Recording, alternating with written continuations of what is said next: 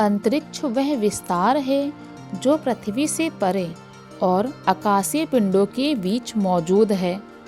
बाहरी स्थान पूरी तरह से खाली नहीं है।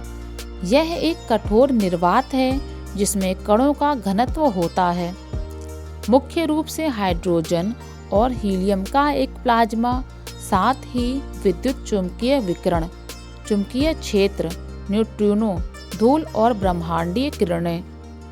बाहरी अंतरिक्ष का आधारभूत तापमान, जैसा कि बिग बैंग से पृष्ठभूमि विकिरण द्वारा निर्धारित किया गया है। बाह्य अंतरिक्ष पृथ्वी की सतह से एक निश्चित ऊंचाई पर शुरू नहीं होता है। समुद्र तल से 100 किलोमीटर की ऊंचाई पर स्थित कारमन रेखा पारंपरिक रूप से अंतरिक्ष संधियों में और एरोस्पेस रिकॉर्ड रखने के लिए बाहरी अंतरिक्ष की शुरुआत के रूप में उपयोग की जाती है। अंतर्राष्ट्रीय अंतरिक्ष कानून की रूपरेखा बाहरी अंतरिक्ष संधि द्वारा स्थापित की गई है, जो 10 अक्टूबर 1967 को लागू की गई। क्या आप जानते हैं कि अंतरिक्ष का आविष्कार किसने किया? पोलैंड के खगोलशास्त्री निकोलस कोपरनिकस ने अपने तथ्यों के आधार पर बताया कि सूर्य सौर परिवार के केंद्र में है और पृथ्वी एक ग्रह है। गैलीलियो ने सन 1660 में एक दूरदर्शी यंत्र का आविष्कार करके अंतरिक्ष के नज़ारों को बहुत निकट से देखने का सर्वप्रथम प्रयास किया।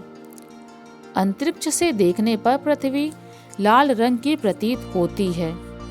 कोई स्पेस सेंटर जब अंतरिक्ष में जाता है तो अंतरिक्ष यात्री चंद्रमा से वापस कैसे आते हैं? आप सभी जानते हैं कि जब पृथ्वी से चंद्रमा की तरफ कोई अंतरिक्ष यान भेजा जाता है, अंतरिक्ष यात्री चंद्रमा से वापस कैसे आते हैं? आप सभी जानते हैं कि जब पृथ्वी से चंद्रमा की तरफ कोई अंतरिक्ष यान भेजा जाता है तो उसे किसी स्पेस स्टेशन से लॉन्च किया जाता है। बिना लॉन्चर के अंतरिक्ष यान धरती से उड़ान नहीं भर सकता।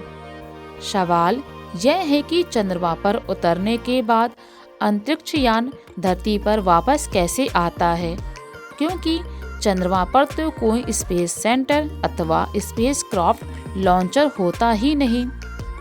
तो आइए पता लगाते हैं।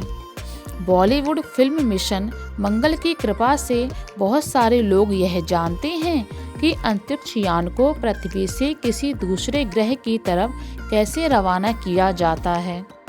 भारत में अंतरिक्ष यान को रवाना करने के लिए 2 स्टेशन हैं।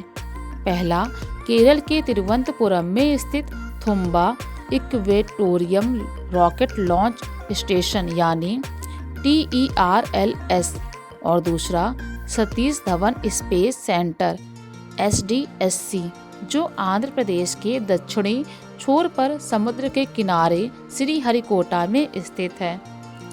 स्पेस सेंटर पर स्पेस क्राफ्ट को लॉन्च करने के लिए विशेष प्रकार का लॉन्चर लगाया जाता है। इसका फोटो आप सभी ने देखा है।